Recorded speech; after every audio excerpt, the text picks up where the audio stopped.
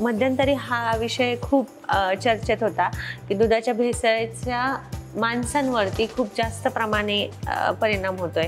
Hormonal imbalance असेल, खूप गोष्टी. आणि तुम्ही आत्ता मगाशी माझ्याशी बोलत होतात तेव्हा तुम्ही मला सांगितलं की एका आईच्या मातेच्या दुधामध्ये सुद्धा कॅन्सर सेल आता आढळायला लागलेत. ऑर्गॅनिक मिल्क ही ॲक्च्युली एक आयडियल संकल्पना आहे, कारण ती अजून संकल्पनाच आहे. भेसळ कृत्रिम दूध बनवण्यासाठी कशी करायला हवी हे आम्ही शिकायला लावले.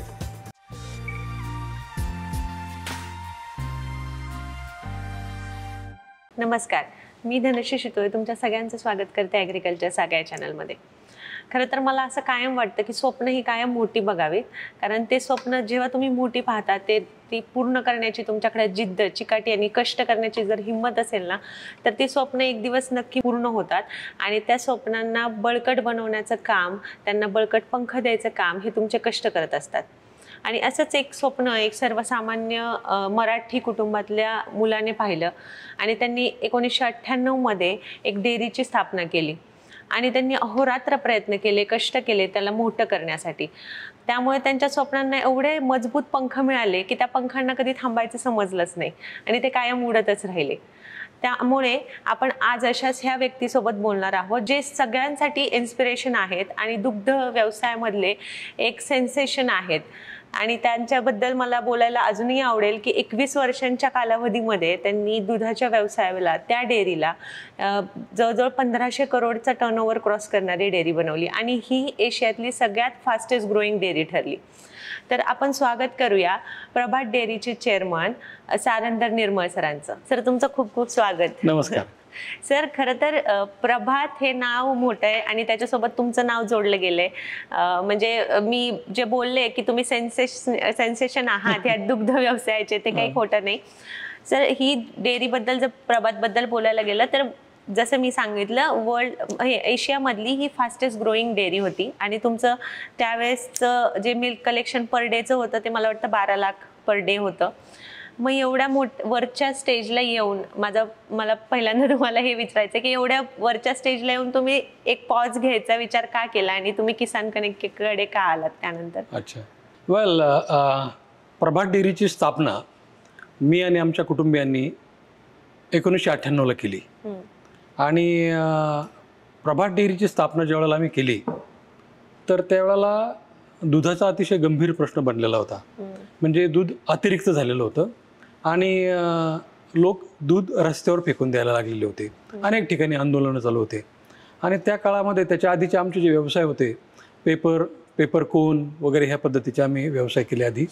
परंतु मग 98 साली ज्यावेळेला दुधाची अशी परिस्थिती आमच्या ध्यानात आली की लोक हतबल झालेले आहेत.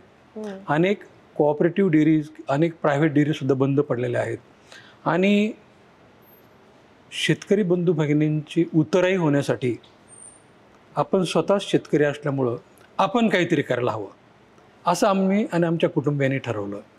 माझे आजोबा, माझे वडील, मी स्वतः, आम्ही सगळेच आत्तापर्यंत शेतीमध्ये. आणि मी कॉलेजला जाईपर्यंत दूध दुभते करणं, गाईचं दूध काढणं, रोज आम्हाला 12 वाफे घास कापून आणावं लागायचा. आणि आमचे सगळे भाऊ बहिणी आम्ही शेतीतलीच दुधाची कामं करायचो, गायांची काम करायचो, पालेभाज्या आठवडे बाजारला विकायला जाणं.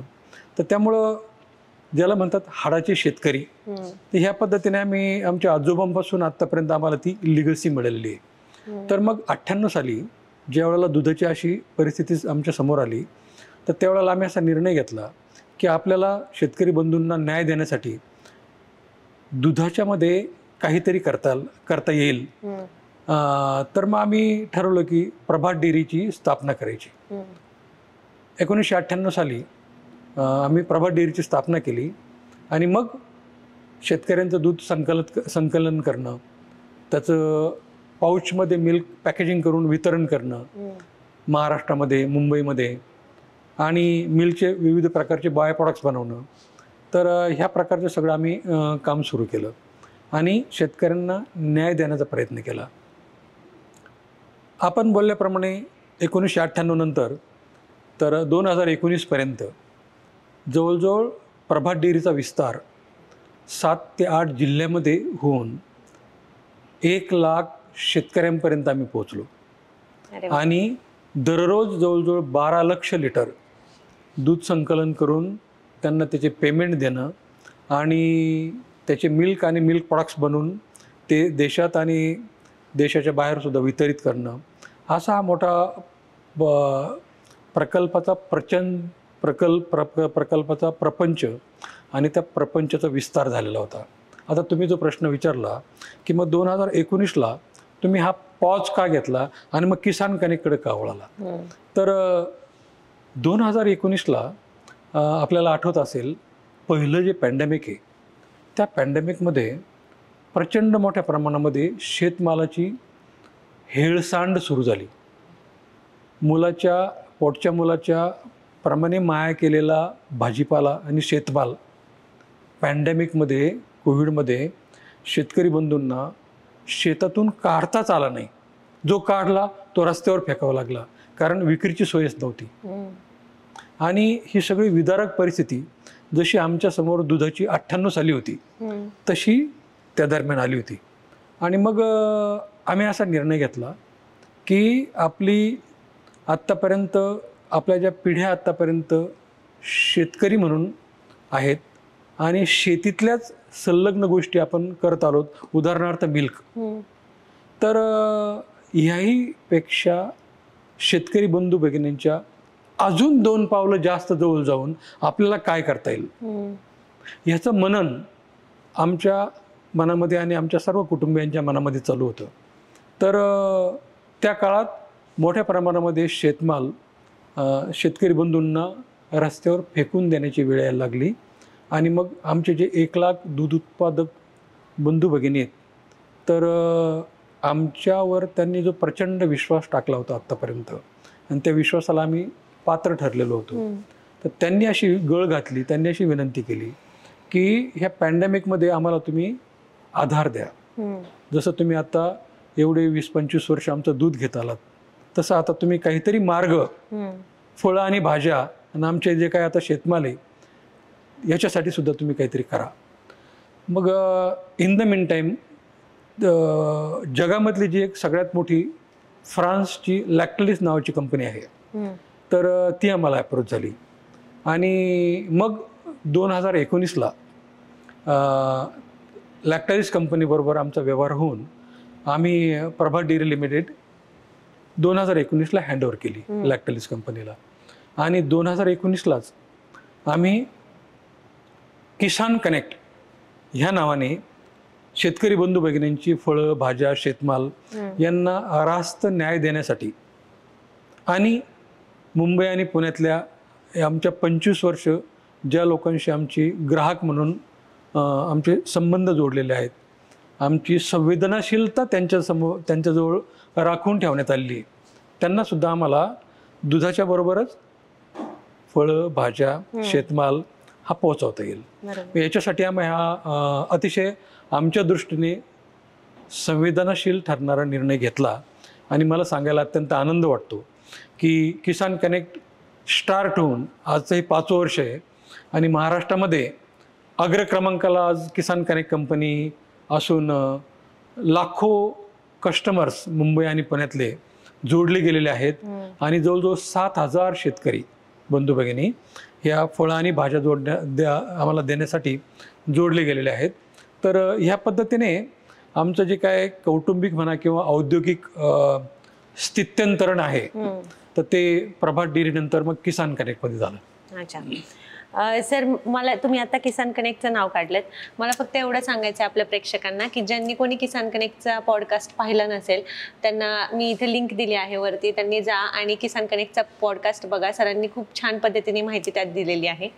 सर, बॅक टू माझ्या क्वेश्चनकडे मी येते की तुम्ही जसं किसान कनेक्टच्या पॉडकास्टमध्ये सुद्धा बोललात की गुणवत्ता तुम्ही मेंटेन करताय आता सुद्धा, पण ही गुणवत्ता असं नाही की तुम्ही त्यात पण रेफरन्स दिला की प्रभात डेअरीमध्ये आम्ही ही गुणवत्ता करत आलेलो, तर माझ्यासाठी हे इझी झालं किसान कनेक्टमध्ये करण्यासाठी.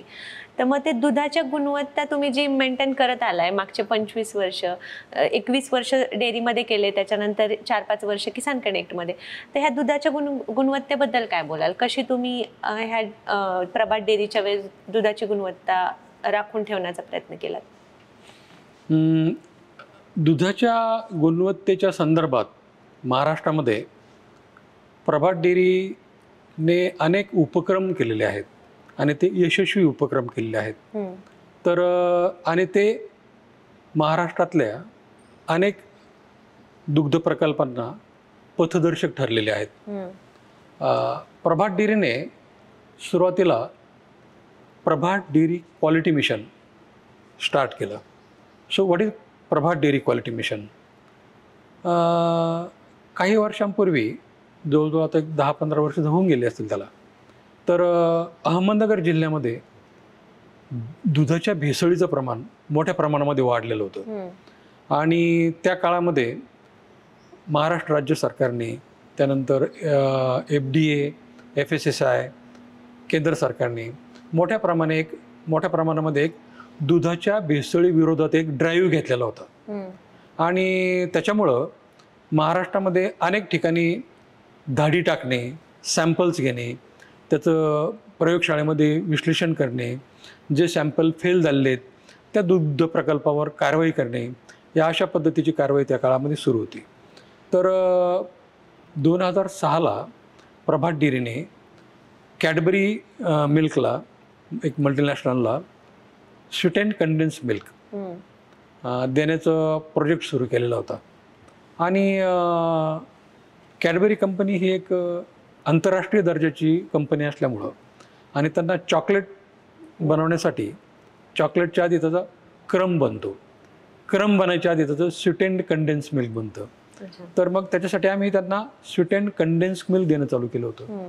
आणि आंतरराष्ट्रीय पातळीवरील उच्च दर्जाचे दुधाची गुणवत्ता मेंटेन करणे आणि त्यांना देणे हे प्रचंड मोठं टास्क प्रभात डेअरी समोर त्या काळामध्ये होतं.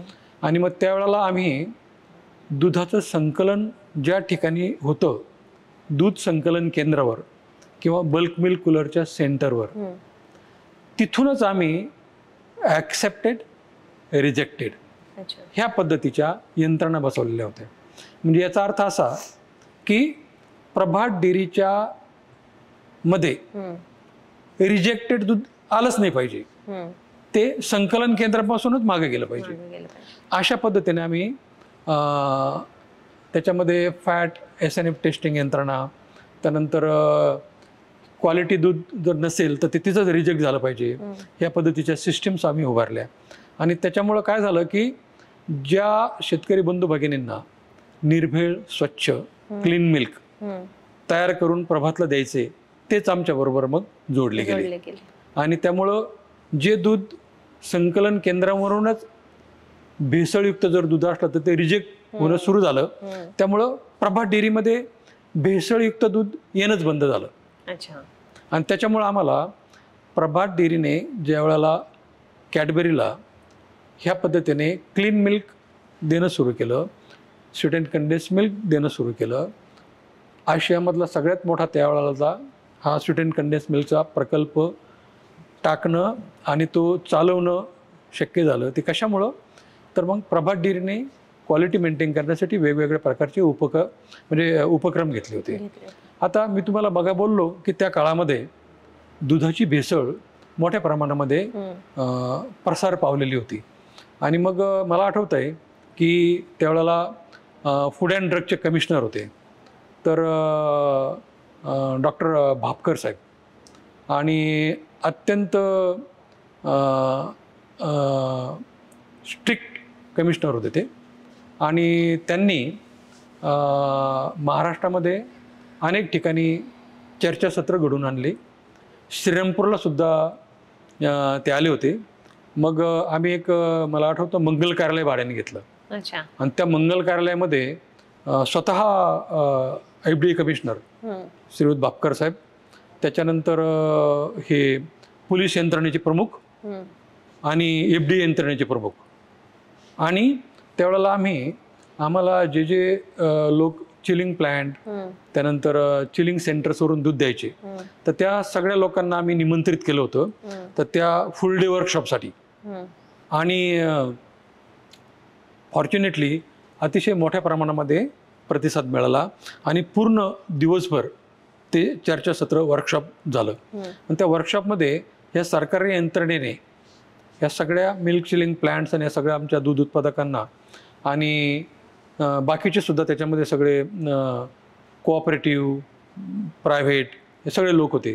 त्यांना एक्सप्लेन केलं की रेग्युलेशन्स काय आहेत, निर्भेळ स्वच्छ दूध निर्मितीचे निकष काय आहेत, आणि जर समजा ते पाळले नाहीत तर त्याच्यावर काय काय कारवाई आहेत, त्याच्या प्रोव्हिजन्स काय काय आहेत. आणि त्याचा अतिशय विधायक परिणाम झाला. आणि मग तेव्हापासून दुधामधली जी भेसळ आहे त्याला फार मोठ्या प्रमाणामध्ये आळा घातला गेला. आता त्याच्यामध्ये मग आम्ही काय केलं, मग बोलल्याप्रमाणे प्रभात डेअरी क्वालिटी मिशन आम्ही स्टार्ट केलं. तर त्या प्रभात डेअरी क्वालिटी मिशनमध्ये आम्ही ओन सेंटर ह्या नावाचा एक दूध संकलन करण्याचा एक प्रकल्प सुरू केला. म्हणजे गावामध्ये प्रभात डेअरीने स्वतःच कलेक्शनचं सेंटर टाकायचं. अच्छा. आणि मग दूध उत्पादकांना ट्रेनिंग द्यायची. आणि मग आम्ही व्हेटरनरी एक्सटेन्शन डिव्हिजन स्टार्ट केली. आणि त्याच्यामध्ये मोठ्या प्रमाणामध्ये व्हेटरनरी डॉक्टर्स यांना आम्ही डिप्लॉय केलं. आणि मग MIDC मध्ये प्रभात डेअरीने प्रशिक्षण केंद्र सुरू केलं.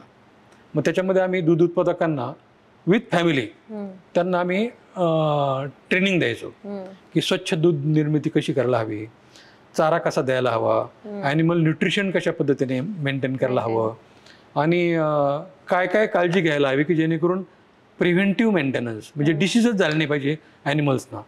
तर अशा मोठ्या प्रमाणामध्ये त्या प्रभात डेअरी क्वालिटी मिशनच्या अंडर काम करण्यात आल्यामुळं स्वच्छ दूध निर्मितीसाठी दूध उत्पादक बंधू भगिनींनी फार मोठ्या प्रमाणामध्ये प्रतिसाद दिला.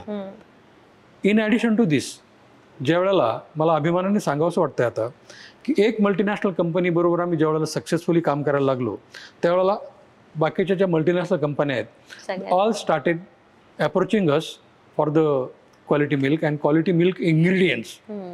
So for example Abbott Nutrition ही एक आंतरराष्ट्रीय कंपनी आहे अमेरिकेची, आणि लहान मुलांचं बेबी शुअर, पेडिश्युअर हे जे इन्फंट फूड बनवतात ना, so they are into that. आणि मग त्याच्यासाठी त्यांनी आम्हाला मिल्क पावडर जी आहे त्या आंतरराष्ट्रीय दर्जाच्या क्वालिटीची तर ती देण्याची विनंती केली. आणि मग आम्ही त्यांना आमचे सॅम्पल्स दिले आणि त्या सॅम्पलमध्ये त्यांना ॲफ्लॉटॉक्सिन आढळलं. तर ॲफ्लॉटॉक्सिन मिल्कमध्ये कसं आलं, मग त्याच्यासाठी आम्ही 3 वर्षासाठी एक आंतरराष्ट्रीय दर्जाची एजन्सी अपॉइंट केली.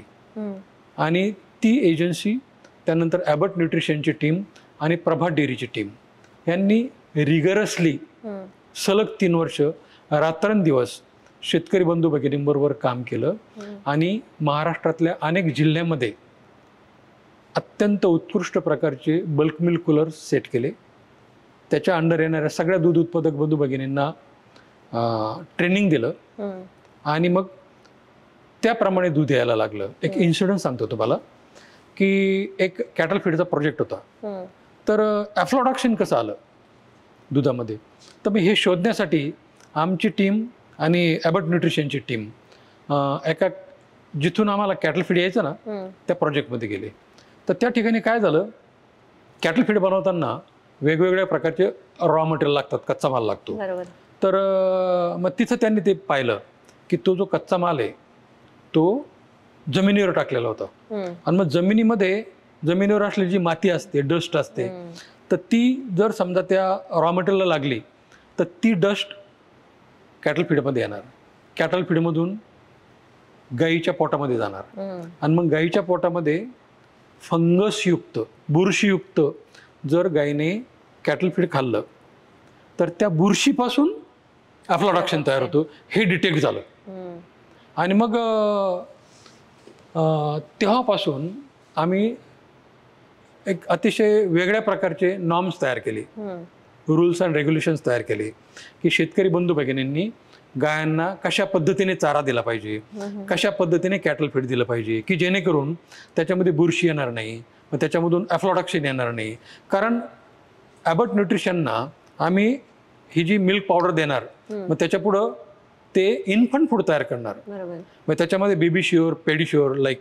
मग ते इन्फंट डायरेक्ट इनटेक असतो ना लहान मुलांचा तो. So it is risky. परंतु मला सांगायला अभिमान वाटतो की आधी नेस्टलेमध्ये होते, नंतर मग ॲबट न्यूट्रिशनमध्ये आले. Doctor Maharaja Pandita, he is an authority in India in dairy industry. तर त्यांनी सुद्धा आम्हाला खूप चांगल्या प्रकारे मार्गदर्शन केलं. He was representing Abbott Nutrition. आणि मग ते त्यानंतर ती इकोसट नावाची इंटरनॅशनल एजन्सी होती शेतकऱ्यांबरोबर ट्रेनिंग देण्याची. आणि आमची प्रभातची वेटरनरी एक्सटेन्शन डिव्हिजन आणि आमची मिल्क प्रोक्युअरमेंट डिव्हिजन, ह्या सगळ्यांनी 3 वर्ष अत्यंत शेतकरी बंधू भगिनींच्या जवळ जाऊन त्यांना ट्रेनिंग देऊन हे ॲफ्लॉटॉक्सिन विरहित मिल्क तयार करणं सक्सेस केलं.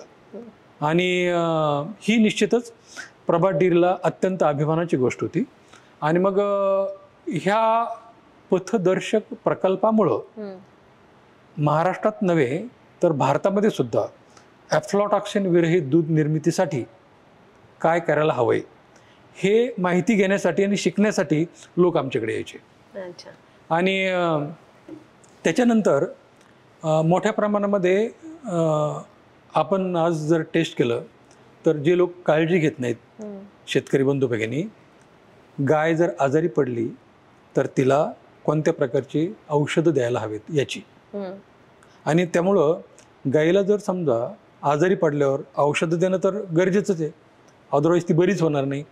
परंतु मग औषध ज्या गायीला दिलं त्या गायीचं दूध जर संकलित करण्यात आलं तर ते अँटीबायोटिक्स त्या गायीच्या दुधातून दुधाच्या प्रॉडक्ट्समध्ये येऊ शकतात, मिल्क पावडरमध्ये येऊ शकतात, इन्ग्रेडियंट्समध्ये येऊ शकतात. आणि मग आम्ही अँटीबायोटिक्सचा वापर आमच्या शेतकरी बंधूंनी बंद करायला हवा. आणि EVM, इथनो वेटरनरी मेडिसिन्स, आयुर्वेदिक मेडिसिन्स, होमिओपॅथिक मेडिसिन्स हे वापरायला हवेत की जेणेकरून गाईच्या दुधामध्ये अँटीबायोटिक्स येणार नाही. आणि गाईला जर गाय आजारी पडली तर ट्रीटमेंटसुद्धा देता येईल. आणि त्याच्यामध्ये सुद्धा आम्ही नॉर्म्स ठेवले की जरी आयुर्वेदिक मेडिसिन दिले किंवा हे दिलं तरी त्याच्यामध्ये सायन्स आहे. तर त्या सायन्सप्रमाणे हा उपचार जर गायीवर केला औषधोपचार तर पुढचे 2 दिवस, पुढचे 3 दिवस, पुढचे 4 दिवस ते दूध सेग्रिगेट करून आम्ही बाजूला काढायचो. ते दूध आमच्या संकलनामध्ये येत नसायचं. आणि ह्याच्यामुळं आम्ही ह्या पद्धतीने आमच्या ग्राहकांना आश्वासित करू शकलो की आम्ही तुम्हाला ॲफ्लॉटॉक्सिन विरहित, अँटीबायोटिक्स विरहित आणि स्वच्छ आणि निर्भेळ दूध देऊ शकतो. तर ही फार मोठी प्रभात डेअरीने त्या काळामध्ये केलेली अचिव्हमेंट होती. आणि मग त्याच्यामध्ये मोठ्या प्रमाणामध्ये कन्सल्टंट्स इन्व्हॉल्ड होते, सायंटिस्ट इन्व्हॉल्ड होते आणि आमची विल पॉवर इन्व्हॉल्ड होती. ह्या ज्या अनेक मल्टीनॅशनल कंपन्यांबरोबर आम्ही काम करू शकलो ते एकाच कारणामुळं की आमच्या निर्मल परिवारामधील जे काही आमचे सगळे उद्योजक कुटुंबीय आहेत तर त्यांची एक फिलॉसॉफी आहे की we are from village, we are farmers and we have less exposure. You teach us, we will learn. आणि so all multinational companies started believing us and they started teaching us. We started learning and then we could learn it. Correct. So because of this we could achieve those highest milestones in terms of the quality of the milk and quality of the various milk products. Sir हे बोलताना तुम्ही 2 गोष्टी बोलला, ॲफ्लॉटॉक्सिन आणि भेसळ. भेसळबद्दल तुम्ही 1-2-3 वेळा बोललात. तर मला हेच बोलायचं होतं नेक्स्ट ह्याच्या क्वेश्चन की भेसळ नक्की किती प्रकारे करतात दुधामध्ये, किती प्रकारची भेसळ असते. म्हणजे आता केमिकल्स असतील, काही फिजिकल भेसळ असेल, तर काय काय भेसळ होऊ शकते एका दुधामध्ये.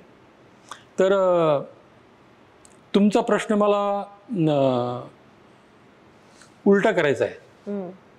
तुमचा प्रश्न काय आहे की दुधामध्ये काय काय प्रकारची भेसळ असते. मला काय म्हणायचं आहे, काय काय प्रकारची नसते.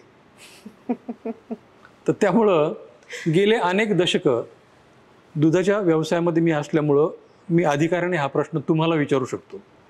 कारण तुम्ही ग्राहक आहात आणि ग्राहकाला अवेअर करणं, अवेअरनेस आणणं हे माझं आद्य कर्तव्य आहे. तर दुधामध्ये अनेक प्रकारची भेसळ होते. मग त्याच्यामध्ये लोक कॉस्टिक सोडा टाकतात, अनेक प्रकारचं केमिकल टाकतात, माल्टोडेक्स्ट्रिन टाकतात आणि त्याच्यामुळं त्या दुधामधलं दुधाची डिग्री वाढते, दुधाचं फॅट वाढतं आणि ते लक्षात येत नाही.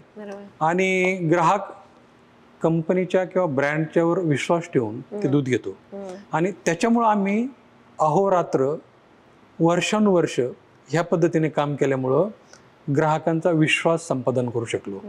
आणि दुधाच्या भेसळीच्या ह्या जंजाळामधून आम्ही आमच्या दूध उत्पादकांना सुद्धा बाहेर काढलं आणि आम्ही सुद्धा त्याच्यामधून बाहेर निघू शकलो. बरोबर.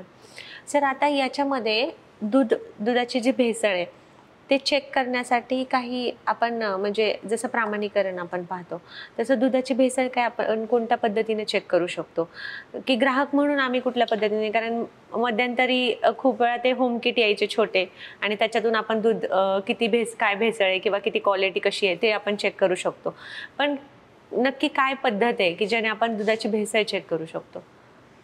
दुधाच्या भेसळीच्या वर कंट्रोल आणण्यासाठी भारतामध्ये जी मानकं आहेत, जे स्टँडर्ड्स आहेत आणि ज्या सेंट्रल आणि स्टेट गव्हर्नमेंटच्या एजन्सीज आहेत, for example FSSAI, for example FDA आणि पशुसंवर्धन विभाग, तर अशा वेगवेगळ्या एजन्सी याच्यामध्ये इन्वॉल्ड आहेत. आणि त्यांनी त्याचे रूल्स आणि रेग्युलेशन्स आहेत. त्यांच्याकडं त्यांच्या स्वतःच्या लॅबोरेटरीज आहेत आणि त्या लॅबोरेटरीमध्ये वर्षभर वेगवेगळ्या ब्रँडचे सॅम्पल घेणं, ते सॅम्पल टेस्ट करणं आणि त्याच्यामध्ये जे ब्रँड्स ह्याच्यामध्ये त्या मानकांमध्ये बसत नाहीत किंवा फेल्युअर आढळले त्यांच्यावर कारवाई करणं, ह्या पद्धतीचे कामं भारतामध्ये या मोठमोठ्या संस्था करत असतात आणि ते त्यांचं काम अत्यंत चांगल्या पद्धतीने करतात. तर तुम्ही आता जे विचारलं टेस्टिंगविषयी, तर त्याचे टेस्टिंगची छोटे छोटे किट येतात, त्याच्यावरून आपण करू शकतो ते टेस्टिंग. परंतु सगळ्यात महत्त्वाचं काय की जे स्टँडर्ड ब्रँड्स असतात त्या स्टँडर्ड ब्रँडचं दूध घेणं की जेणेकरून स्टँडर्ड ब्रँड्स ह्या आधीच सगळ्या टेस्टिंग करून तुम्हाला त्यांनी ते दूध पुरवलेलं असतं. बरोबर. गृहिणीचा जॉब टेस्टिंग किट घेऊन किचनमध्ये दुधाची टेस्टिंग करत बसणं नाही आहे किंवा तिचा जो अत्यंत मौल्यवान आणि महत्त्वाचा वेळ आहे तो तिने रोज याच्यामध्ये देण्यात काही पॉईंट नाही आहे. तर तो भाग एकतर डेअरी कंपनीने हे केलं पाहिजे किंवा आपल्या ज्या एजन्सीज त्याच्यामध्ये डिप्लॉय झालेल्या आहेत तर त्यांनी तो विषय सांभाळला पाहिजे. बरोबर. सर, मगाशी तुम्ही एक गोष्ट बोललात की दुधामध्ये भयंकर भेसळ असते, कधी वेगवेगळ्या प्रकारची असते. तर मध्यंतरी हा विषय खूप चर्चेत होता की दुधाच्या भेसळीचा माणसांवरती खूप जास्त प्रमाणे परिणाम होतोय. हार्मोनल इम्बॅलन्स असेल, खूप गोष्टी. आणि तुम्ही आत्ता मगाशी माझ्याशी बोलत होतात तेव्हा तुम्ही मला सांगितलं की एका आईच्या मातेच्या दुधामध्ये सुद्धा कॅन्सर सेल आता आढळायला लागलेत. तर त्याबद्दल काय बोला? कारण हे खूप शॉकिंग स्टेटमेंट होतं आणि खरंच ऐकून सुद्धा शॉक बसला. त्यामुळे त्याबद्दल काय बोलाल? मातेच्या दुधामध्ये की जी माता आपल्या अर्भकाला दूध पाजते त्याच्यामध्येच कॅन्सर सेल आढळलेले आहेत. हे किती शॉकिंग आहे. I am 100% admit with you. तर हे कुठून येतं? हे ती माता जे भेसळयुक्त अन्न खाते, ज्या भेसळयुक्त पालेभाज्या खाते, अडल्ट्रेटेड मिल्क घेते आणि ह्या सगळ्या अन्न पदार्थांमधून ह्या पद्धतीच्या गोष्टी घडत आहेत. तुम्ही तर एक छोटी गोष्ट सांगितली ही, परंतु पंजाबमध्ये आपल्याला माहिती असेल, सर्वांना माहिती आहे की भटिंडावरून बिकानेरला एक ट्रेन जाते दर आठवड्याला का काय, आणि त्या ट्रेनचं नावच कॅन्सर ट्रेन म्हणून पडलेलं आहे. आणि त्या कॅन्सर ट्रेनमध्ये सगळेच कॅन्सरचे पेशंट्स असतात. पंजाब इतकं लांब जाण्याची गरज नाही आहे. महाराष्ट्रामध्येच कोल्हापूरला शिरोळ भागामध्ये सुद्धा मोठ्या प्रमाणामध्ये शेतकरी बंधू भगिनींमध्ये कॅन्सरचे रुग्ण आढळत आहेत. कारण केमिकल पेस्टिसाइड्स आणि केमिकल फर्टिलायझर्स याचा अतिरिक्त वापर, आणि तो वापर करताना जर काळजी घेतली नाही तर जे लोक ते वापर करतात त्यांनासुद्धा कॅन्सर होतो. त्याच्यापासून जे उत्पादनं बनतात त्यांनाही तो कॅन्सर होतो. तर त्यामुळं ओव्हरऑल भेसळ, एस्पेशली दुधातली, तर हा प्रश्न अत्यंत मोठ्या प्रमाणामध्ये भारतामध्ये फोफावलेला आहे. आणि ह्या मिल्क इंडस्ट्रीसमोरचं खूपच मोठं चॅलेंज आहे. बरोबर सर. अजून एक गोष्ट होती की आपण जेव्हा ऑर्गॅनिक फार्मिंग बद्दल बोलतो तर आपण खूपदा हे ऐकले, शेतकरी सुद्धा बोलत असतात की ऑर्गॅनिक फार्मिंग पॉसिबलच नाही आहे.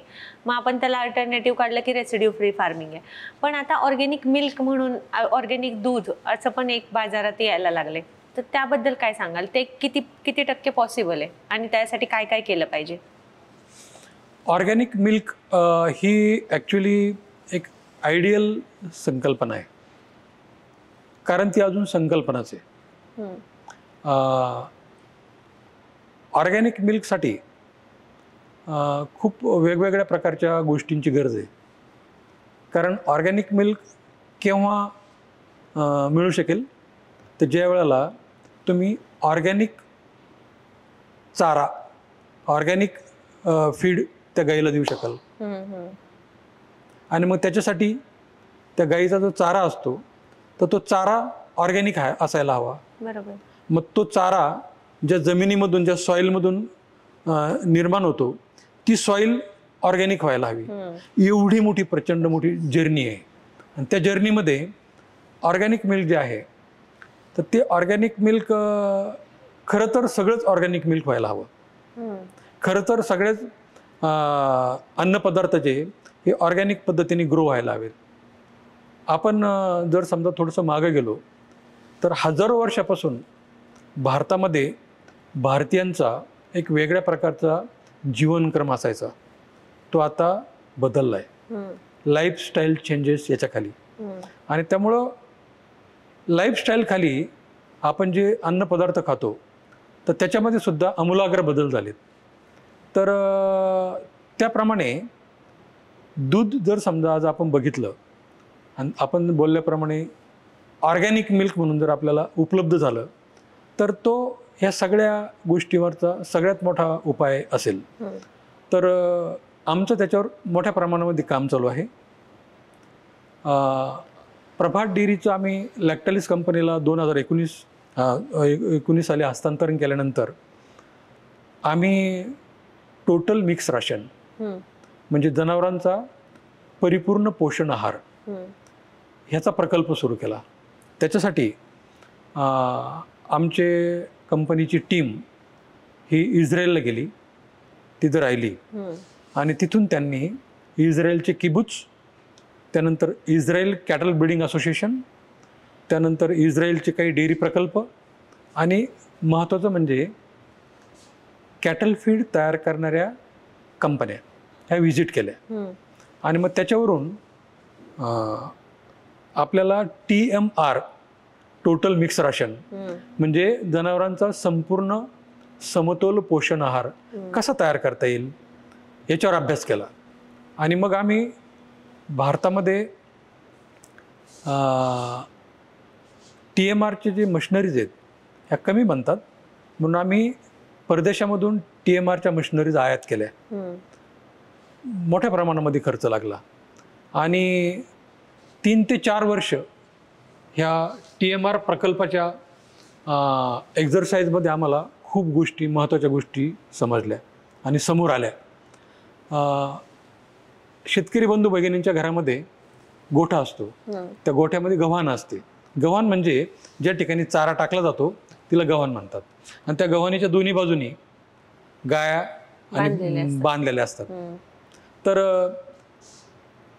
शेतकरी बंधू काय करतात की हिरवा चारा, वाळल्याला म्हणजे सुका चारा किंवा कॅटल फीड किंवा त्याची चंदी आणि अशा बऱ्याचशा गोष्टी ज्या आहेत ना तर त्या गव्हाणीमध्ये टाकतात. त्या गव्हाणीमध्ये दुभती गाय बांधलेली असते, गाभण गाय बांधलेली असते, भाकड गाय बांधलेली असते आणि तुमच्या ह्या कालवडी सुद्धा बांधलेल्या असतात. परंतु कालवडीचं जे न्यूट्रिशन आहे आणि त्याचं जे फॉर्म्युलेशन आहे हे वेगळं असतं, परंतु तिला एकसारखंच मिळतं. तेच भाकड गाईला मिळतं की जे प्रेग्नंट गाय खाते, तेच लॅक्टेटिंग काऊला मिळतं. त्यामुळं शेतकरी बंधूंना याचं कॉस्टिंग जमत नाही, म्हणजे ते लिमिटच्या बाहेर जातं ते. कारण तो जो चारा आहे त्या चाऱ्याचं जे प्रमाण आहे न्यूट्रिशन फॉर्म्युलेशन प्रमाणे हे त्याला करता येणं शक्यच नाही. बरोबर. कारण शेतकरी बंधूंचा दुग्ध व्यवसायामध्ये जो कॅश फ्लो आहे तो दर 8-10 दिवसांनी दुधाचं पेमेंट होतं ना, तर त्याच्यावर अवलंबून असतो. बरोबर. तर तो जिथं दूध देतो तिथून त्याचे ॲडव्हान्सचे पैसे कट होतात, तिथून त्याचे कॅटल फीडचे पैसे कट होतात आणि उरलेले पैसे त्याच्या हातात येतात. त्याच्यामधून त्याला त्याचा परत 15 दिवस संसार चालवायचा आहे. त्याच्या मुलंबाळांची शाळा आहे, दुखणे बहाणे आहेत, पाहुणे रावळे आहेत, आणि हे सगळं करून जे काही शिल्लक हातामध्ये उरते त्याच्यातून त्याला जनावरांच्या चाऱ्याची तोंड मिळवणी करावी लागते. मग त्याच्यामध्ये हिरव्या चाऱ्यामध्ये ऊसाचे वाडे असतील, त्यानंतर तुमचं कडबा असेल, किंवा बाजरीचं सरमाड असेल, किंवा गव्हाचं काड असेल, तर ह्या अशा कडब्याची कुट्टी असेल, ह्या अशा बऱ्याचशा गोष्टी ज्या त्या शेतकरी बंधूंना ज्या ज्या ठिकाणी मिळतात, जशा जशा अवस्थेत मिळतात, ज्या ज्या क्वालिटीच्या मिळतात त्या त्या क्वालिटीच्या आणून त्याचा गव्हाणीमध्ये टाकावा लागतो. मग त्याच्यामध्ये तो 15 दिवस समजा ऊसाचे वाढेच देत बसला, कारण त्याच्याकडे ड्राय फॉडर नाहीच आहे. ज्वारीची कडबा कुट्टी संपलेली आहे, उन्हाळ्यामध्ये 16 रुपये भाव होतो कडबा कुट्टीचा, तो कुठून देणार? आणि मग नुसतीच जर समजा गाय हिरवा चारा खायला लागली तर ती बुळकणते म्हणजे काय, तिला डिसेंट्री लागते, आणि मग तिची इम्युनिटी कमी होते. इम्युनिटी कमी झाल्यामुळे अनेक प्रकारचे तिला आजार होतात, मग परत त्याचा खर्च मेडिकेशनवर सुरू होतो. तर अशा विविध प्रकारच्या त्या इंटररिलेटेड इश्यूज असल्यामुळं आम्ही प्रचंड मोठ्या प्रमाणामध्ये गेले 10 ते 12 वर्षापासून याच्यावर अभ्यास करतोय, आणि मग त्याच्यामुळे आम्ही TMRचा प्रकल्प सुरू करू शकलो. आणि अनेक शेतकरी बंधू भगिनींना TMR दिल्यानंतर आम्ही गाभण गाईला वेगळ्या प्रकारच्या फॉर्म्युलेशनचं आणि वेगळ्या कॉस्टचं TMR दिलं. त्याला आम्ही नाव दिलं डोहाळ स्पेशल. अच्छा. आणि भाकड गाईला आम्ही कमी प्रकारचं न्यूट्रिशन लागतं म्हणून तिला मेंटेनन्स राशन. त्यानंतर हिपर्स असतात कालवडी, तर कालवडींना दूध तर द्यायचं नसतं, पण त्यांना वजन ग्रो करायचं असतं, तर त्यामुळं कालवड स्पेशल या अशा पद्धतीचे वेगवेगळ्या प्रकारचे आम्ही TMR तयार केले. त्याचे फॉर्म्युलेशन्स वेगळे केले, न्यूट्रिशन फॉर्म्युलेशन्स, त्याची कॉस्ट वेगवेगळी केली, आणि मग ते त्या शेतकरी बंधू भगिनींना परवडायला लागलं. आणि मग त्यांच्या लक्षात आलं की गव्हाण ही डिव्हाइड झाली पाहिजे. म्हणजे कालवडीचं संगोपन वेगळ्या पद्धतीने झालं पाहिजे, ड्राय काऊचं वेगळं, लॅक्टेटिंग वेगळं, प्रेग्नंट वेगळं. बरोबर. आणि मग त्याच्यासाठी शेतकरी बंधूंना हे आधी समजत नव्हतं असं नाही, पण TMR अवेलेबल नव्हतं. TMR आणणार कुठून? बरोबर. सध्या अनेक प्रकारे कॅटल फीडच्या गोण्या उपलब्ध आहेत, ती गोणी खोलली म्हणजे त्यांनी त्या प्रमाणामध्ये त्या टोकरीने गव्हाणीमध्ये टाकायचं. बाकी हिरवा चारा द्यायचा किंवा मुरघास मिळतो, सायलेज मिळतं मक्याचं, ते टाकायचं, कडब्याची कुट्टी टाकायची, मिक्सिंग करून फॉर्म्युलेशन प्रमाणे तो केव्हा करणार? He is not that educated.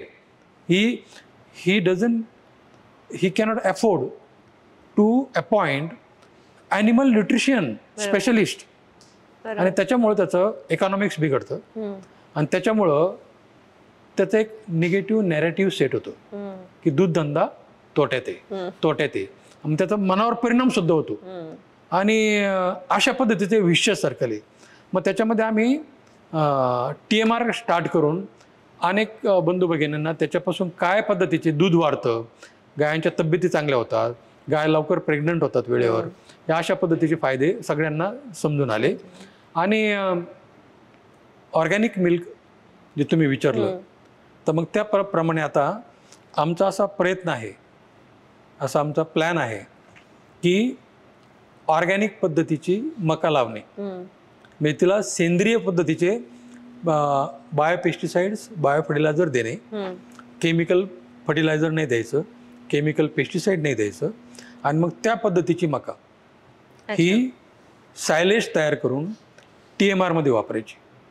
त्यानंतर ज्वारीचा जो कडबा कुट्टी असते तर त्या ज्वारीच्या कडबा कुट्ट्याला सुद्धा केमिकल फर्टिलायझर नको आणि पेस्टिसाइड सुद्धा नको. ऑफकोर्स मक्यासाठी आपला ज्वारीसाठी शेतकरी केमिकल पेस्टिसाइडही वापरत नाहीत आणि केमिकल फर्टिलायझरही वापरत नाहीत, कारण ते कमी पिकावर म्हणजे पाण्यावर येणारं पीक आहे. आणि मग त्याप्रमाणे ग्रीन पावडर मक्याचं सायलेज आणि ड्राय पावडर ज्वारीची कडबाकुट्टी ह्या दोन्ही जर ऑर्गॅनिक पद्धतीने प्रोक्युअर करता आल्या तर तिसरा आणि महत्त्वाचा इन्ग्रेडियंट TMR मधला कोणता आहे? Nutrition concentrate. तर त्या न्यूट्रिशन कॉन्सन्ट्रेटमध्ये 22 प्रकारचे इन्ग्रेडियंट्स आहेत. तर मग ते 22 प्रकारचे इन्ग्रेडियंट्स ऑर्गॅनिक पद्धतीने ग्रो करणे, ऑर्गॅनिक पद्धतीने सोर्स करणे आणि मग ते सगळेच मिक्सरमध्ये मिक्स करणे as per formulation of the TMR, वेगवेगळ्या कॅटलना वेगवेगळ्या प्रकारचं, आणि मग त्यांना त्या प्रकारचं ऑर्गॅनिक TMR आम्ही देऊ शकतो. आणि ते ऑर्गॅनिक TMR दिलं म्हणजे मग गायांचं मिल्क ऑर्गॅनिक मिल्क म्हणून येऊ शकतं. तर ही मोठ्या प्रमाणामध्ये याच्यामध्ये 10 ते 15 वर्ष आत्तापर्यंत आम्ही काम केलेलं आहे आणि विविध पातळीवर आम्ही त्याच्यावर रिसर्च केला आहे, R&D केलेली आहे आणि अनेक लोक त्याच्यामध्ये इन्व्हॉल्ड आहेत आणि लवकरच आम्ही ऑर्गॅनिक मिल्क घेऊन येऊ शकतो. सर बरोबर आहे, ऑर्गॅनिक मिल्क बद्दल तुम्ही खूप छान माहिती दिलीत आम्हाला. अजून एक कॉन्सेप्ट आहे ती सर आर्टिफिशियल, म्हणजे कृत्रिम दूध जे आपण आता बघतो बाजारामध्ये, तर ते नक्की काय, म्हणजे कसं बनवलं जातं, काय काय आहे ते कृत्रिम दूध? मला आठवतंय आपण आता 2025 मध्ये आहोत. 10 वर्षापूर्वी 2015च्या दरम्यान आमच्याकडे प्रभा डेअरीमध्ये आम्ही आंतरराष्ट्रीय दर्जाची लॅबोरेटरी केलेली आहे आणि त्या लॅबोरेटरीला आंतरराष्ट्रीय दर्जाचे सर्टिफिकेशन्स आहेत, मानकं आहेत प्राप्त झालेली. तर त्याच्यामुळं ह्या तुम्ही आता जो प्रश्न विचारला महत्त्वाचा की कृत्रिम दूध, तर 2015 मध्ये मी मीटिंगमध्ये बसलो होतो. वेटरनरी एक्सटेन्शन सर्व्हिसेसची आमची मीटिंग चालली होती वेटरनरी डॉक्टरांची आणि आम्हाला काही 3-4 वेटरनरी डॉक्टरांना कुठेतरी इंदोरला का भोपाळला 3 दिवसाचं एक ट्रेनिंग होतं ह्या सायंटिफिक याच्यामध्ये कशा पद्धतीने आपण क्लीन मिल्क प्रोडक्शन करावं याच्या संदर्भातलं. तर ते 3 डॉक्टर लोक आमच्याकडे, आमचे वेटरनरी डॉक्टर्स आमच्या डिव्हिजनमधले, ट्रेनिंग घेऊन माझ्यासमोर फीडबॅक देण्यासाठी बसलेले होते. अच्छा. की आम्ही कशा प्रकारे ट्रेनिंग घेतलं, काय घेतलं. आणि मग मला आठवतं तर एका डॉक्टरने काय सांगितलं की आपल्या भागातले 2 एज्युकेटेड डेअरी फार्मर सुद्धा त्या ट्रेनिंगला होते. तर म्हटलं डेअरी फार्मरनी ते ट्रेनिंग अटेंड करायची काय गरज, it was a scientific topic. तर ते म्हणे हो म्हणे हाच प्रश्न आम्ही त्यांना विचारला आणि ते इथलेच होते म्हणे, आपल्या शेजारच्या तालुक्यातले. तर मग म्हटलं काय प्रश्न विचारला तुम्ही? तर मग आम्ही आम्ही त्यांना असा प्रश्न विचारला का तुम्ही ह्या ट्रेनिंगला कसे काय आले? तर मग त्यांनी असं उत्तर दिलं की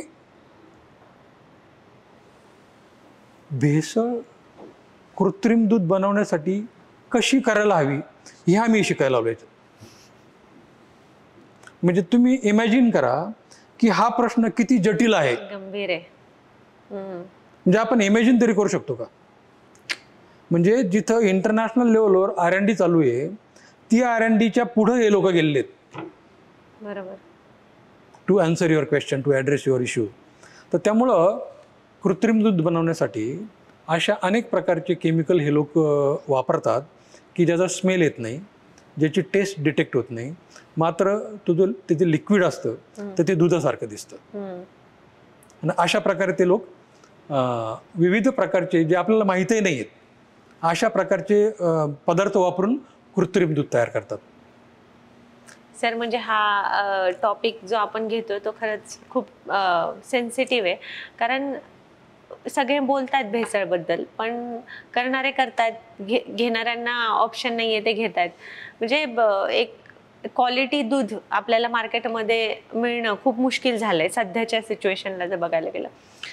त्याच संदर्भात सर आत्ता ना या सध्याला खूप लोक मिल्क पावडरकडे जायला लागलेत, कारण खूप लोकांना असं वाटतं की याच्या मिल्क पावडर एक चांगल्या क्वालिटीची घेतली तर आपल्याला चांगला.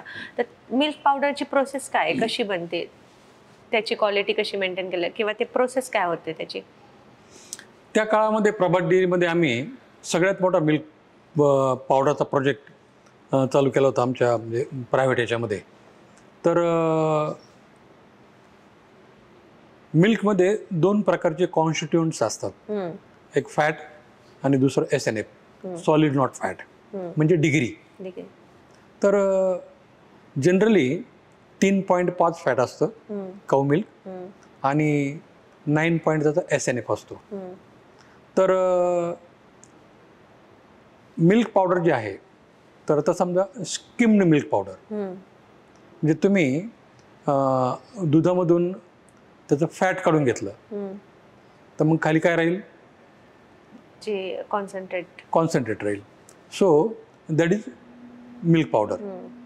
म्हणजे तुमचं जे SNF आहे तर त्याच्यापासून मग तुम्हाला मिल्क पावडर मिळते.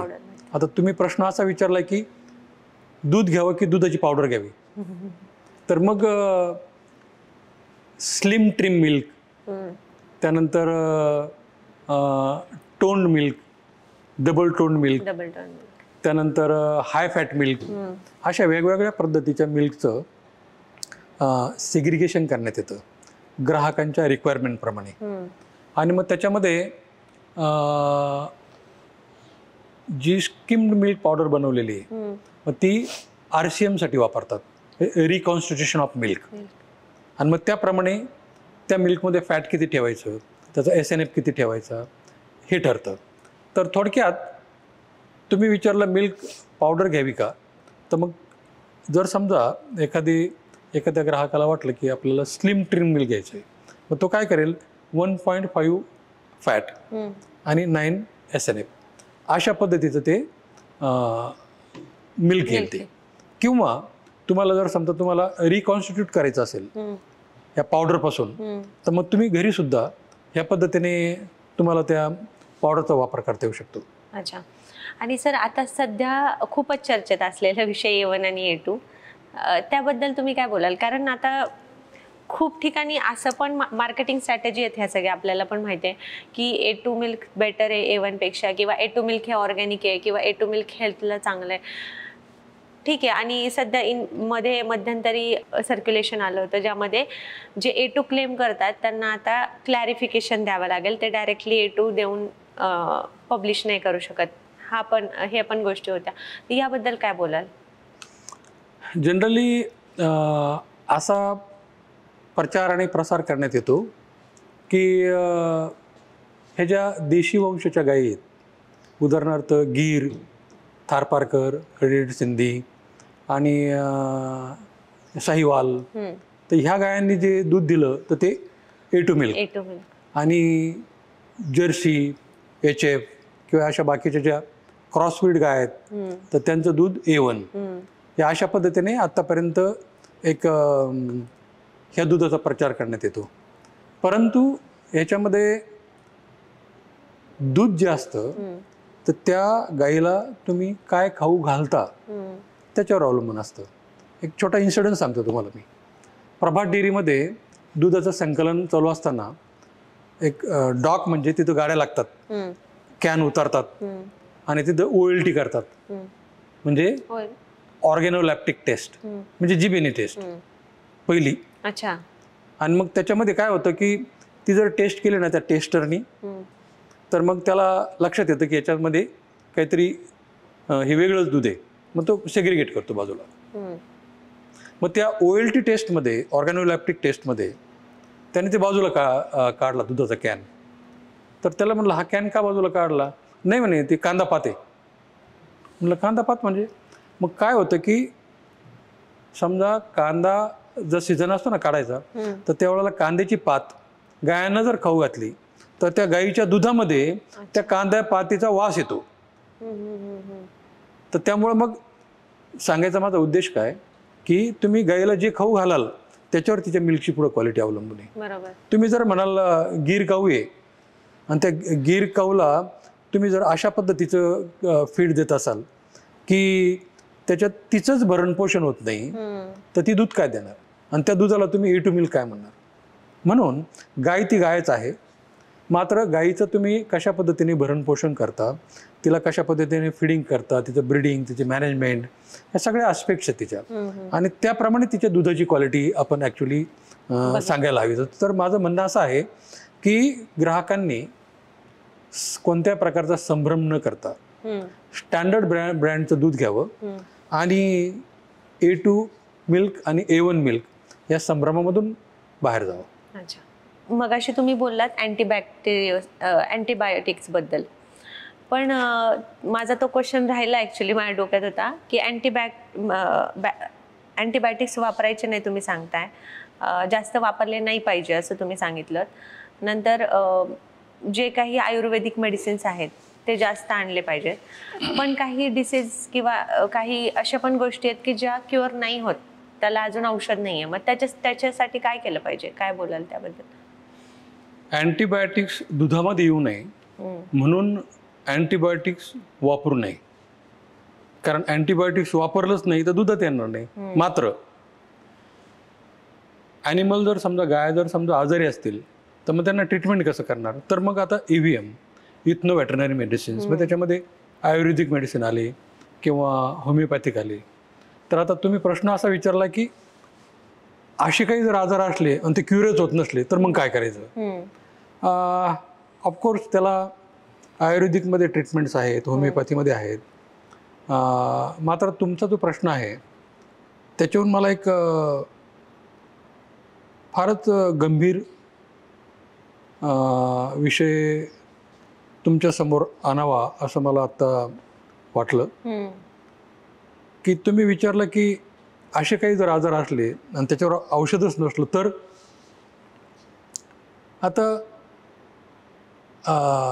During the tenure of Prabhat dairy अनेक प्रकारचे scientist, consultants, veterinary doctors, nutritionists यांच्याबरोबर आमचे संबंध आलेत, अजूनही आहेत. तर मला I am a non technical in dairy science, परंतु काही वेटरनरी डॉक्टर्सनी मला असं सांगितलं की ब्रुसेलोसिस नावाचा हा जो गायांना होणारा रोग आहे तर तो क्युअर होणं खूप कठीण आहे. I was bit curious to understand the science behind this. मग त्यांनी सांगितलं की ज्या गाईला ब्रुसेलोसिस झाला आणि ती गाय जर समजा गोठ्यामध्ये व्यायली, तिची डिलिव्हरी झाली, तर तिचा जो प्लेसेंटा पडतो, तिचा जो जार पडतो, तो जार पडतो आणि फुटतो आणि त्याच्यामुळे सगळ्या गोठ्यामध्ये सगळ्या गायांना इन्फेक्शन होतं, इन्फेक्शियस येते आणि मग सगळ्या गायांना ब्रुसेलोसिस होतो. I was shock being a non technical in this. तर म्हटलं अरे बापरे, मग ते गडी काम करतात गोठ्यात ते, मग त्यांना होतो. अच्छा. म्हणलं मग ते व्हेटरनरी डॉक्टर ट्रीटमेंटला येतात, मग त्यांना होतो. म्हटलं काय बोलता तुम्ही. तर म्हटलं मग त्यांना होतो आणि मालकाला म्हणे ते काय मालक थोडेच ओळखतात, त्यांना होतं म्हणे डेअरी फार्मर्स. अरे बापरे. तर म्हणे नॉट इवन दॅट, ते वेटरनरी डॉक्टर म्हटले नॉट इवन दॅट. आता मी तुमच्याबरोबर बोलतोय आणि मला झालेला आहे तो तुम्हालाही होतो. अच्छा. व्हायरल. आता त्याच्या पुढे आणखीन त्यांनी सांगितलेलं मला शॉकिंग आहे. I don't know what is the science behind that. तर ते म्हणे तुम्ही स्पर्श जरी नाही केला आणि जरी बोलला नाहीत तरी तुम्ही जरी पाहिलं तरी नुसत्या पाहण्याने होतो. अच्छा. He told me like that. अरे बापरे. पण then I went into very different trance altogether, because I also represent the same dairy farming community. मग त्यांनी मला असं सांगितलं की हे जे ह्युमनमध्ये वंध्यत्व निवारणासाठी त्या दाम्पत्याला जर समजा मूल हवं असेल तर मग त्या इनफर्टिलिटीच्या प्रॉब्लेममध्ये IVF लॅब्स डेव्हलप झाल्या. म्हटलं हो. तर म्हणजे कुठं म्हणलं ते जनरली मुंबई पुण्यामध्ये असतं IVF लॅब, की जिथं दाम्पत्य जातं आणि मग त्यांना ते मूल प्राप्त होतं. आता नॉर्मली सगळ्या गावांमध्ये म्हणजे हो. तालुक्याच्या प्लेसेसला पण चालूच झालेत. तर तालुक्याच्या प्लेसेसला सुद्धा चालू झाले ते. लाखो रुपये त्याची फीज आहे. आणि म्हणजे मुंबई पुण्याच्या ऐवजी 2 टायर आणि 3 टायरमध्ये हे IVF लॅब्स आता आहेत. हे किती शॉकिंग आहे. म्हणजे मग मी त्याला म्हणलं अच्छा याचा आणि याचा काय संबंध. म्हणजे याचा तर संबंध आहे. अच्छा. तर मग अरे बापरे. तर मी म्हटलं ओके अच्छा. आणि मग तो काय बोलला की समजा तो जो गोठा आहे तो गोठा स्टरलाइज केला. समजा टिक रिमूव्हल असतं ना त्याच्यासाठी ते गॅसनी त्या टिकचे अंडे आणि ते टिक्स जाळतात त्या गोठ्यामधले, त्या गव्हाणीमधले. तर आणि मग तो स्टरलाइज होतो त्या पद्धतीने टिक रिमूव्हलसाठी, टिक कंट्रोलच्या याच्या खाली. तर मग तो म्हणे हे जे ब्रुसेलोसिसचे जे जंतू असतात तर ते तो पूर्ण गोठा जरी स्टरलाइज केला तरी आपल्याकडं गोठ्याची जी अशी यंत्रणा असते ना स्ट्रक्चर, आणि त्याच्या खाली ती वल्चन असते, तर त्या वल्चनीच्या बाहेर ते एक्झिस्ट करतात म्हणे. बापरे. आणि जी जी काय प्रोजेनी तयार होते पुढच्या कालवडी वगैरे त्यांना ते होतं म्हणे. मग यासाठी प्रिव्हेंट म्हणजे काय केलं पाहिजे? हा ऑफकोर्स याला काय केलं पाहिजे तर याच्यामधलाच एक दुसरा पार्ट सांगतो. तर त्यांनी मला असं सांगितलं की त्याला टास्क देण्यात आलं होतं त्याच्या कंपनीकडून की पंजाबला जायचं आणि तिथून कालवडी आणायच्या. तर त्याचा जो बॉस होता त्यांनी सांगितलं की बाबा तू कालवडी घेताना समजा त्या गोठ्यामध्ये 300 गाय आहेत, म्हणजे काही कालवडी आहेत, काही हे काही लॅक्टेटिंग ॲनिमल्स आहेत, आणि तू आपल्याला जी कालवड घ्यायची समजा तू 4 कालवडी सिलेक्ट केल्या तर त्याच्या आधी तू ब्रुसेलोसिस टेस्ट करायची. 160 रुपयाला एक टेस्ट किट असतं, तुमच्या तामिळनाडूत मिळतं ते. मग त्यांनी ब्रुसेलोसिस टेस्ट होते. आणि मग समजा 4 कालवडी तुला जर घ्यायच्या आहे त्या जर तुला बाजूला काढल्या ना त्याची टेस्ट केली आणि त्या ब्रुसेलोसिस निगेटिव्ह आल्या तर मग ते जे काय 400-500 ॲनिमल आहेत त्या गोठ्यातले त्या सगळ्यांची ब्रुसेलोसिस टेस्ट करायची. अच्छा. कारण ह्या 4 कालवडींना समजा ब्रुसेलोसिस नाहीये पण त्या गोठ्यातल्या एका जरी ॲनिमलला निघाला तरी त्या 4 कालवडी घ्यायचं कॅन्सल. हा म्हणलं काय म्हणताय तुम्ही, मग तुम्हाला नोकरीवर कसं ठेवलं, कारण तुम्ही कालवडीच घेऊ शकल्या नसतील. म्हणजे मग ती फॅक्ट आहे ना. मला जर समजा असं सांगण्यात आलं की तू 500 कालवडी आणायचे आहेत 1 वर्षभरामध्ये तर तिथं मी 2 डझन सुद्धा आणू शकलो नाही, मला कशा कामावर ठेवतील ते. तर म्हणलं यार दिस इज अनबिलिव्हेबल फॉर मी. मग त्यांनी त्याचं व्हॉट्सअप काढलं आणि त्या एरियातले त्यांनी अनेक गोठे दाखवले ते, आणि त्या गोठ्यामध्ये त्यांनी किती किती प्रकारच्या त्या टेस्ट केलेल्या आहेत त्या दाखवल्या. Almost all dairy herds were infected with brucellosis. It's shocking. म्हणजे हे this is a black truth of this industry. But we need to work from all the fronts. Shocking आहे हे खूप जास्त, म्हणजे क्वालिटी आणि त्याच्या ह्युमनवरती जे इफेक्ट होतात ते ॲक्च्युली. थोडं लायटर टॉपिककडे जर मी जायचं म्हटलं तर क्लायमेटबद्दल आपण सध्या, जसं तुम्ही म्हटलात की ग्लोबल वॉर्मिंग, ग्लोबल लेवलला खूप जास्त ह्याच्यावर काम होते आणि आता ती गरज आहे करणं, नाहीतर जे आपल्याला दिसतंय ते त्या पद्धतीनं राहणार नाही आहे थोड्या दिवसांनी. तर त्याचबद्दल मला बोलायचं होतं की डेअरी फार्मचं ग्रीन क्रेडिट असेल, ग्रीन फायनान्स असेल किंवा कार्बन क्रेडिट असेल, त्याच्यासोबत कसं रिलेशन आहे, म्हणजे किंवा डेअरी फार्म काय करू शकतो त्यासाठी, काय सांगाल? ओके, 2012-13च्या दरम्यान 10-12 वर्ष झाले आता, आमचे चिरंजीव विवेक आणि त्याचे मिसेस निधी हे लोक अनुगाला गेले होते जर्मनीला आणि तिथून डेन्मार्कला गेले होते आणि एक्झिबिशनसाठी, आमच्या प्रॉडक्टच्या एक्झिबिशनसाठी. तर त्या एका डेन्मार्कमधल्या शेतकऱ्याच्या शेतीवर आमच्या सुनबाई निधी, तिने ट्रॅक्टर चालवलं मोठं आणि त्याच्यावरून फोटो बघितला मी.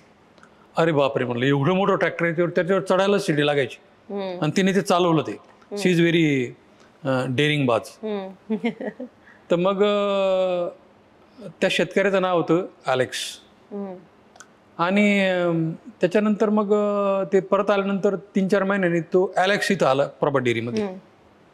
तर तिने काय सांगितलं की म्हणे, पापा वो उधर का फार्मर आया है और हम उसके फार्मिंग पे गए थे, मैंने दिखाया था ना आपको ट्रैक्टर का फोटो. तो मतलब हाँ, मतलब अरे मैं किस लिए आए हो? नहीं वो उसको यहाँ डेयरी फार्मिंग करना है. मतलब क्यों? नहीं मैंने वो अभी उनका जो गवर्नमेंट है ना, उन्होंने वो जो मीथेन इमिशन का टॉपिक है ना, इसके लिए वो dairy licence after certain number of animals बंद कर दिया है मैंने. हर एक डेयरी फार्मर को कोटा दिया है मैंने. अच्छा, मतलब कोटा दिया, इधर तो हम प्रमोट करते हैं, तो देन वहाँ तो लाइसेंस लेना पड़ता है. मला कळलंच नाही, because I am the first generation entrepreneur, this beyond my understanding. मग तो ॲलेक्सची माझी ओळख करून दिल्यावर ॲलेक्सने मला हेच सांगितलं. तो म्हणे, मग तुम्ही इथं what is the major feed for your dairy animals? म्हटलं मका. मग तो म्हणे मला मक्याच्या शेतावर घेऊन चला. तर मग मी त्याला रांजण खोलला, मक्याच्या शेतावर घेऊन गेलो. मग त्यांनी ती मक्याचं झाड उपटलं एक, ती माती अशी अशी झटकली त्यांनी आणि मोजलं त्याने, ते काही फोटो काढले त्यांनी आणि त्या शेतकऱ्याला विचारलं की किती दिवसाचं पीक आहे, काय यील्ड किती येतं, पाणी किती वेळाला दिलं. म्हटलं कशासाठी? नाही म्हणे, मला जेव्हा इथं डेअरी फार्मिंग करावं लागेल तर त्यावेळेला मला इथली कॉस्ट ऑफ प्रोडक्शन ते काढावं लागेल ना. म्हटलं that means you are serious for this? I thought this is a joke you are doing. म्हणजे no no, I am serious. तर to take you to the same point, मागच्या महिन्यामध्ये मी याला गेलो होतो कोइंबतूरला. तर तिथं कुमार गुरु इन्स्टिट्यूटमध्ये 108 डेअरी एंटरप्रेनरचं ट्रेनिंगचं लॉन्चिंग होतं, ट्रेनिंग कोर्सचं. माझ्या हाताने I was a chief guest आणि आमचे डॉक्टर थनमल मॅडम आहेत तिथं, त्यांच्या इन्चार्ज. तर मग त्याच्यामध्ये रात्री डिनरमध्ये त्या मुलांनी मला डिनर दिलं. तर त्याची एक फॉरेनर मुलगी होती आणि 2 इंडियन स्टुडंट्स होते. तर म्हणलं आता तुम्ही काय करताय? तर ते म्हणे आमचं R&D चालू आहे. म्हणलं कशावर? म्हणे आम्ही मिथेन इमिशनवर R&D करतोय. म्हटलं मिथेन इमिशनवर? म्हणे हां. म्हटलं कसं? म्हणे आम्ही 3 ब्रीड सिलेक्ट केले गायांचे आणि आमचं काम रोज हेच असतं, त्या गोठ्यावर जाणं, त्या गायांच्या नाकाला मिथेनचं ते फिल्टर असतं ना, ते लावायचं आणि श्वासोच्छवासामध्ये गायीच्या काही प्रॉब्लेम नसतो, ती बाहेरची हवा घेते, पण सोडताना ती मिथेन सोडते म्हणे. कारण इट्स अ रिमेनंट, रवंत करणारं प्राणी गाय. आणि मग ती रवंत करताना मिथेन निर्मिती होते आणि मग ते नाकावाटं बाहेर येतं गायीच्या उत्सवासावाटं. तर म्हणलं हो. मग ते म्हणे आम्ही 3 ब्रीड सिलेक्ट केलेत, किती फीड घेतलं किंवा किती दूध दिलं म्हणजे ती गाय किती मिथेन इमिशन करते, त्याच्यावर आम्हाला हे सांगण्यात आलं. म्हणलं कसं काय? नाही म्हणे, आता हे अझरबैजानला 4 महिन्यापूर्वी जी क्लायमेट चेंजची परिषद झाली त्याच्यावरून आता इथून पुढं ह्या अशा पद्धतीचे रेग्युलेशन्स येण्याची शक्यता आहे. मग त्याच्या आधीच आपण कसं प्रिपेअर व्हायला हवं डेअरी इंडस्ट्रीने, तर म्हणून आम्हाला हा प्रोजेक्ट देण्यात आलेला आहे.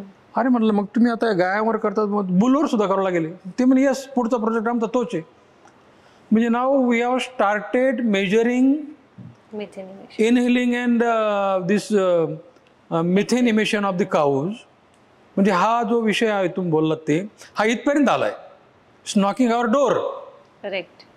आणि त्याच्यामुळं आपल्याकडे जसं फक्त भारतामध्ये फॅट आणि SNF वर दूध विकत घेण्यात येतं, तर तिथं तसं नसतं. मायक्रोबियल काउंट याच्यावर दुधाची स्वीकृती तिथं केली जाते आणि त्या पद्धतीने दुधाच्या क्वालिटीचे नॉर्म्स आहेत. तर मी माग एकदा ऑलिम्पिकच्या वेळेला लंडनला होतो काही दिवस, आणि तिथं मी केंटला एका फार्मरकडे गेलो होतो. त्याच्याकडं 430 गाया होत्या.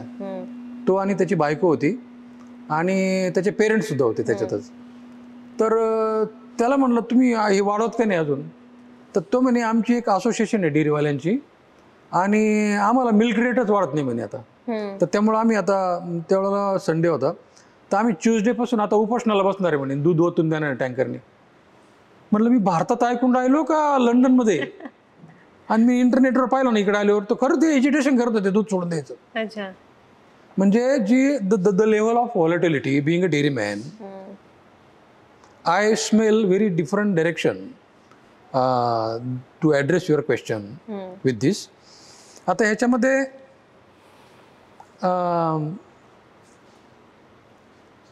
कार्बन क्रेडिटचा टॉपिक येतोय. तर मग आता आम्ही किसान कनेक्टचे आमचे जवळ 7,000 registered dairy farmers, registered farmers जे आम्हाला फ्रुट्स अँड व्हेजिटेबल आणि बाकीच्या गोष्टी पुरवत आहेत नारायणगाव आणि पुणे जिल्ह्यातले. तर आता आम्ही काय विचार करतोय की पर्टिक्युलर प्रॅक्टिसेस जर समजा इम्प्लिमेंट केल्या फार्मरनी, फॉर एक्झाम्पल आता समजा आम्ही ज्यांच्याकडून दूध घेतोय, तर ते शेण, त्या शेणाचे ते बायोगॅस करतील, तो बायोगॅस चुलीला वापरतील, त्या बायोगॅसची स्लरी तयार होईल, त्याच्यापासून तुम्ही शेतकरी व्हर्मी कंपोस्ट करतील, ते व्हर्मी कंपोस्ट शेतीला वापरतील, म्हणजे ऑर्गॅनिक म्हणजे कर्ब वाढण्यासाठी त्याला शेतीच्या मातीमध्ये मदत होईल. आणि सोलर वापरतील, विजेचा वापर कमी होईल. ह्याप्रमाणे ह्या ज्या ॲक्टिव्हिटीज आहेत ना, ह्या आम्ही सॅटेलाईटमध्ये जर मॅप केल्या तर त्याला ॲथॉन्टिसिटी आणि मेजरेबल गोष्टी येतील. आणि मग त्याच्यामधून आम्हाला त्या शेतकऱ्यांना कार्बन क्रेडिट देणं पॉसिबल होईल. आता जगामध्ये ज्या मोठमोठ्या कंपन्या अव्याहतपणे कार्बन उत्सर्जन करतात, त्यांना लिमिट्स देण्यात आलेले आहेत आणि ते सेट ऑफ करण्यासाठी त्यांना कार्बन क्रेडिट विकत घ्यावे लागतात. Carbon credit is now mandatory to offset the emission made by those all giants. Now things are becoming more tighter. Correct. So carbon credit is mandatory, whereas there are green credits also.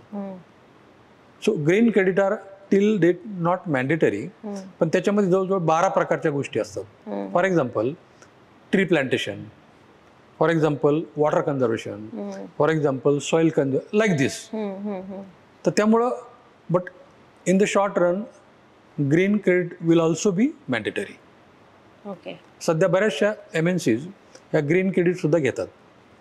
आता green फायनान्समध्ये बँकांना ह्या पद्धतीने सूचना प्रसारित करण्यात आलेल्या आहेत की to address this climate smart topic, you people should come forward to extend your financial services to the farmers under green finance. मग आता त्याच्यामध्ये फार्मिंगच्या बऱ्याचशा ॲक्टिव्हिटीज की ज्या ग्रीन फायनान्स खाली येऊ शकतील, कार्बन क्रेडिट खाली, त्यानंतर ग्रीन क्रेडिट खाली येऊ शकतील. ह्या पद्धतीला ग्रीन फायनान्स सुद्धा उपलब्ध करण्यात येणार आहे आता ह्याच्यामध्ये. त्याच्यामुळं काय होईल की सध्या शेतकऱ्याला जर सांगितलं ना की ऑर्गॅनिक शेती कर, तर तो म्हणतो येस आय एम रेडी, पण त्याच्यासाठी तुम्ही किती प्रीमियम द्याल? बरोबर. आणि मग ग्राहक राजा जो आहे आपला, त्या ग्राहक राजाला गुटगुटीत दिसणारे प्रॉडक्ट्स पाहिजेत, भाज्या पाहिजेत, फळं पाहिजेत, बेडप किंवा थोडंसं काहीतरी कीड लागलेलं किंवा काय असं तो पसंत करणार नाही, जरी ऑर्गॅनिक असलं तरी. बरोबर. तर त्यामुळे आता ग्राहक राजांनी अवेअर होणं आवश्यक आहे आणि त्यांनी या यंत्रणेला क्वेश्चन करणं आवश्यक आहे की आम्हाला हेच पाहिजे आणि आम्हाला हे नको आहे. मग त्यावेळेला काय होईल, तो जो शेतकरी आहे तो म्हणेल की येस, आता मला ग्रीन क्रेडिटद्वारे, मला कार्बन क्रेडिटद्वारे, मला ग्रीन फायनान्सद्वारे मला अशी एक आता इकोसिस्टीम तयार झालेली आहे आणि ग्राहक माझा ऑर्गॅनिक भाजीपाला, ऑर्गॅनिक प्रोड्यूससुद्धा घ्यायला तयार आहे, त्याच्यावर मला प्रीमियमसुद्धा मिळतोय. So he will again go for the organic farming. You can name it as a organic dairy farming, organic culture, regenerative practices of agriculture. तर ह्या सगळ्या गोष्टीमध्ये शेतकरी किंवा इंटरेस्ट घ्यायला लागेल ज्या वेळेला ग्राहक अवेअर होईल. बरोबर. आणि आता जागतिक पातळीवर ह्या गोष्टी मोठ्या प्रमाणामध्ये समोर येऊ लागलेल्या असल्यामुळं you cannot afford like a customer, you are a customer and I am a manufacturer, so we cannot afford that no no no we cannot go for this organic and all. Now it will be mandatory. Barabar. So this is the whole crux of this carbon credit issue, climate change issue, this all adulteration issue is in this. Correct sir. Basically आपला जो mindset असतो ना, आपण शेतकऱ्याकडे गेलो ना की त्यांना म्हणतो की नाही ह्या भाजीचे 4 रुपये कमी करून द्या, एवढ्याला देताय, कमी करा. पण आपण तेच हॉटेलमध्ये जातो ना, 370-400 रुपयाची भाजी खायला आपण मागे पुढे पाहत नाही. तर इन्स्टेड ह्याच्या तुम्ही इथे बार्गेन नका करू, तुमच्याकडे क्वालिटी प्रोडक्ट येईल असं म्हणलं जाईल त्यापेक्षा. आणि आज तुम्ही या पॉडकास्टवर सर एवढे ज्वलंत आपण विषय घेतले आणि हे गरजेचं आहे लोकांपर्यंत पोहोचणं, त्यांना ह्या सगळ्या गोष्टी समजणं. तुम्ही तुमच्या जर्नीतून एक पाथ तयार केलाय आणि खूप लोकांना त्याच्यावरती आता सहज जायला मिळेल, म्हणजे एक मार्गदर्शक तुम्ही ठरलेला आहात already. Sorry to interrupt you, एक गोष्ट सांगायची राहिली महत्वाची. अच्छा. If you allow. हां नक्कीच. वेल, तर आता आम्ही पॅन्डेमिक पासून जवळजवळ 5 वर्ष झाले तर किसान कनेक्ट कंपनी चालवतोय. तर तुम्ही मग उल्लेख काय केला की आपण भाज्याचे दर कमी कसे आपल्याला बार्गेन करता येतील शेतकऱ्याबरोबर असं बघतो. तर आणि त्याच्यामुळे शेतकऱ्याला ते अफोर्डच होऊ शकत नाही. तर आता याचा दुसरा अँगल असा आहे, फ्लिप साईड. फॉर एक्झाम्पल मुंबईला लोकल ट्रेन्स धावतात. पावसाळ्यामध्ये त्या दोन्ही बाजूला खूप पाणी साचतं आणि त्या पाण्यामध्ये ते अत्यंत निकृष्ट दर्जाचं पाणी असतं सगळं ते. आणि त्याच्यामध्ये विविध प्रकारच्या भाज्या काही लोक ग्रो करतात आणि त्या भाज्या मात्र अतिशय तजेलदार दिसतात. मात्र त्या कुठं ग्रो झालेल्या असतात की जे आपण इमॅजिनही करू शकणार नाही. राईट. आणि मग त्या भाज्या सुद्धा ग्राहक घेतात, मात्र त्याचा सोर्सच माहीत नसतो. बरोबर. जोपर्यंत तुम्हाला एखाद्या गोष्टीचा सोर्स माहिती नाहीये तोपर्यंत घेऊ नये असे संस्कार आहेत आपले. आणि किसान कनेक्टमध्ये काय करण्यात येतं, ते पालेभाज्या, ते ॲग्रो प्रोड्यूस, ते धान्य, ह्या गोष्टी कुठून आलेल्या आहेत, कोणत्या शेतकऱ्यांकडून आलेल्या आहेत, कोणत्या शेतीमधून पिकवलेल्या आहेत, ह्याच्या सगळ्या सोर्स देण्यात येतात QR कोडद्वारे. अच्छा. तर तुम्हाला त्या पालेभाज्यावर QR कोड जेव्हा तुम्ही स्कॅन करता त्यावेळेला तुम्हाला एंटायर ऑथेंटिसिटी टेस्ट करता येते, त्या प्रोड्यूसचं सोर्स टेस्ट करता येतं, डिटेक्ट करता येतं. And then you become yourself 100% assured that those fruits and vegetables are rightly source from the genuine farmers. Correct. आणि हेच महत्त्वाचं आहे सर. आता आपण फूडवरती जे खातोय त्याच्यावरती इन्व्हेस्ट करायला चालू केलं पाहिजे, बिकॉज त्याच्यावर जर आपण नाही करत आहे तर ते आपल्या शरीराला हानिकारक आहे. आणि जोपर्यंत नंतर आपण हॉस्पिटल्सचे बिल भरत बसण्यापेक्षा आधीच आपल्या फूडवरती कंट्रोल ठेवणं खूप गरजेचं आहे. आणि हे लोकांना आय थिंक समजायला पाहिजे खूप लवकर ह्या गोष्टी. आणि जसं तुम्ही म्हटलात ह्या सगळे ज्वलंत उदाहरणं आपण आज घेतलीत, त्याबद्दल तुम्ही आम्हाला टाईम दिला आणि हे सगळ्या गोष्टी एवढ्या छान पद्धतीनं मांडल्यात त्याबद्दल खरंच धन्यवाद. आणि इथे यायची संधी दिली, मी ट्रूली ॲप्रिशिएट करते त्या गोष्टीला. आणि थँक्यू इथे आम्हाला टाइम दिल्याबद्दल. आणि हा व्हिडिओ पूर्णपणे पाहिल्याबद्दल धन्यवाद. चॅनलला नक्की सबस्क्राईब करा, फ्री आहे. आणि व्हिडिओ आवडला असेल तर लाईक करा आणि शेअर करा. धन्यवाद. धन्यवाद.